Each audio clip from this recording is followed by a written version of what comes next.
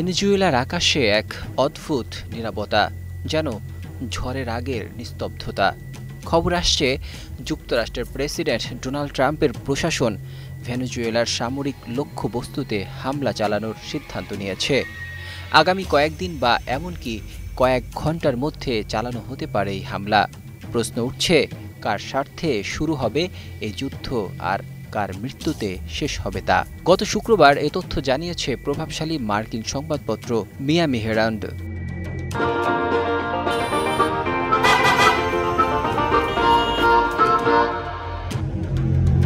প্রতিবেদনে জানানো হয়, ওয়াশিংটন ভেনেজুয়েলার কর্তৃপক্ষের বিরুদ্ধে মাদক চোরাচালান রোধে পর্যাপ্ত পদক্ষেপ না নেওয়ার অভিযোগ করেছে। জানা গেছে, ক্যারিবিয়ান সাগরে এর মধ্যেই নোঙর ফেলেছে মার্কিন নৌবাহিনীর ৮টি যুদ্ধজাহাজ, সঙ্গে এক পারমাণবিক সাবমেরিন। ক্যারিবিয়ান সাগরে টান টান উত্তেজনা বাড়িয়ে ১০,০০০ সৈন্য দাঁড়িয়ে আছে ট্রাম্পের নির্দেশনার অপেক্ষায়, আর আকাশে ভেসে বেড়াচ্ছে যুদ্ধবিমান। ট্রাম্প বলছে, আমরা মাদক কার্টেল ধ্বংস করব, কিন্তু ইতিহাস বলছে মাদক নয়, এই অভিযানে ধ্বংস হবে মানুষ, ঘরবাড়ি আর তাদের ভবিষ্যৎ। পাল্টা জবাবে ভেনেজুয়েলার প্রেসিডেন্ট নিকোলাস মাদুরো বলছেন, তার দেশ ১০০ বছরের মধ্যে যুক্তরাষ্ট্রের আক্রমণের সবচেয়ে গুরুতর হুমকির মুখোমুখি।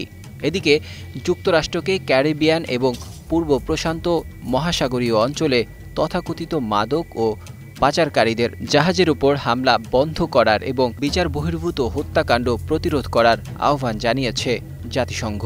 শুক্রবার জাতিসংঘের মানবাধিকার প্রধান ভলকার তুর্কের কণ্ঠে তীব্র সতর্কবার্তা, আন্তর্জাতিক আইনে এই হামলার কোনো বৈধতা নেই, এই হামলাগুলো বিচার বহির্ভূত হত্যাকাণ্ডের সমান। এখন সতর্কতার জবাবে গুঞ্জন উঠছে, এমন সতর্কতা কি কখনো বোমাকে থামাতে পেরেছে? ভেনেজুয়েলার রাতগুলো এখন চেপে আছে ভয়ে, চাপা আতঙ্কে। আগামী ভোরেই হয়তো আকাশে জ্বলে উঠবে যুদ্ধের আগুন, হয়তো আবারও ইতিহাস লিখবে সেই পুরনো গল্প, যেখানে এক শক্তিশালী দেশের উচ্চাকাঙ্ক্ষায় পুড়ে যায় আরেকটি দেশের মানুষ। Desk report, ২১ television.